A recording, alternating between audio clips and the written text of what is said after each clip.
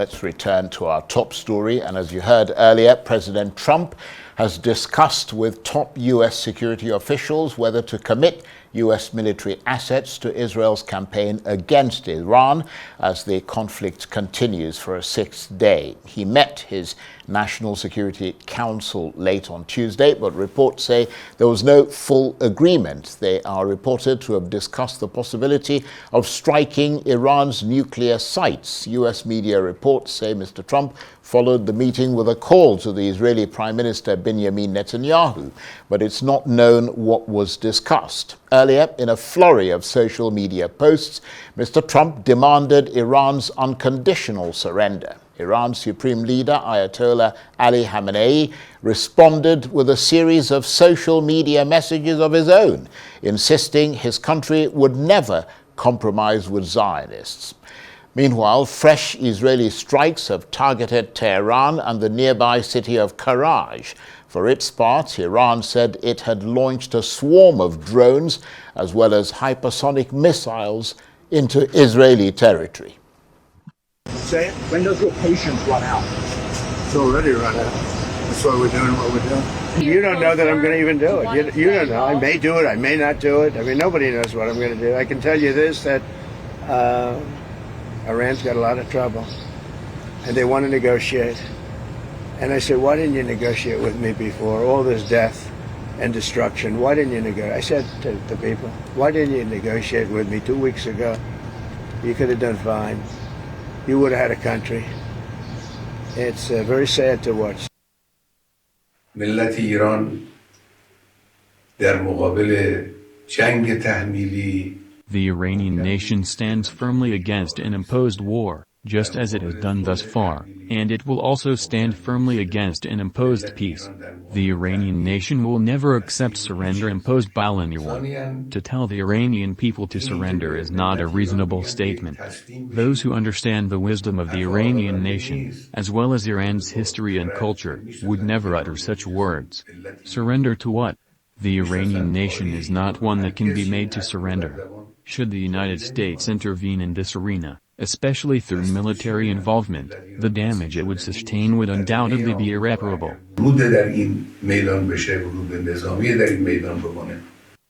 And that's the Iranian supreme leader there, Ayatollah Ali Khamenei. Israel's strikes on Tehran have killed at least 224 people, according to Iranian state media. Tehran's retaliatory missile strikes against Israeli cities have claimed at least 24 lives, and that's from Israeli officials. Well, for more on this, I'm joined now on the line from London by the international affairs analyst, Dr. Marek Laskiewicz. Dr. Laskiewicz, thank you very much indeed for joining us. And it seems like the big issue now is whether the U.S. gets involved directly in this Israeli-Iran conflict. What's it looking like at the moment? Is there a real sense of uncertainty about what the U.S. might do? Yes, because Israel has got now two problems. First of all, despite its very well thought out first strike, Iran has not given in and is carrying on. And now here Israel runs into two problems. First of all, the Israel bombs cannot, and missiles cannot penetrate underground. Only America can. Two, it's running out of its defense missiles. And what Iran has been doing, in effect, is draining Israel of its resources. And without American resources, it can't carry on defending itself. Indeed, Iran has, I think, surprised some people by the sheer amount of barrage, including hypersonic missiles, which was, I think, somewhat unexpected. And therefore, Israel in this situation means without America, it actually will not get very much further. It can carry on bombing Iran, but of course, one of the problems with bombing a nation is that the nations start to recover in the sense of improve their anti-aircraft, anti-drone, and indeed the reports of some Israeli jets or drones being brought down, of course, as yet unconfirmed. But the point here is, without USA, Israel won't go much further. But I mean, we're seeing mixed messages out sort of coming from Donald Trump, and I'm wondering whether, in fact, there is much appetite in America for the country to join another war in the Middle East. Yeah, there are two aspects to this. First of all, Donald Trump sending mixed messages because this is very American. The Americans have this theory that if they are unpredictable, they'll get better results. I personally am unconvinced about this, but there you are. That's what Donald Trump in effect is playing.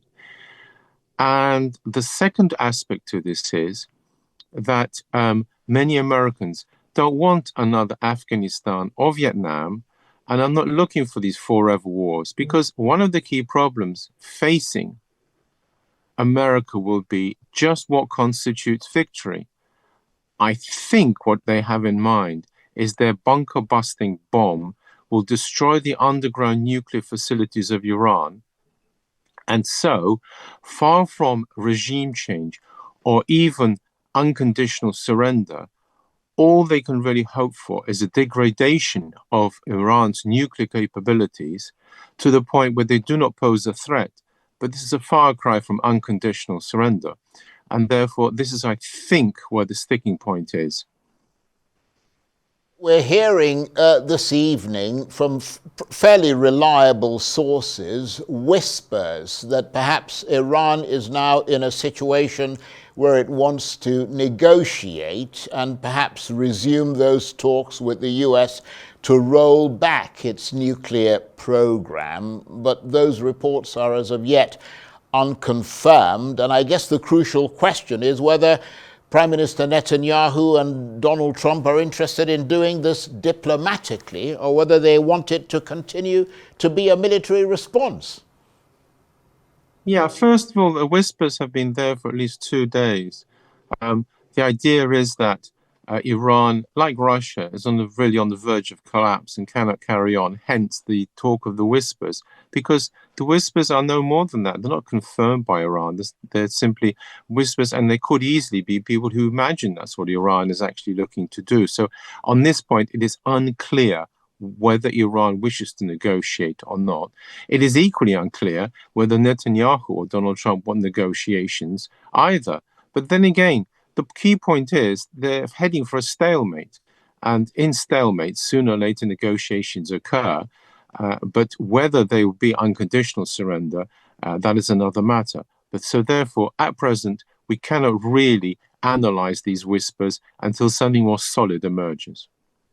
Dr. Laskiewicz, I want to thank you very much indeed for your analysis. Dr. Marek Laskiewicz is the International Affairs Analyst who was talking to me on the line from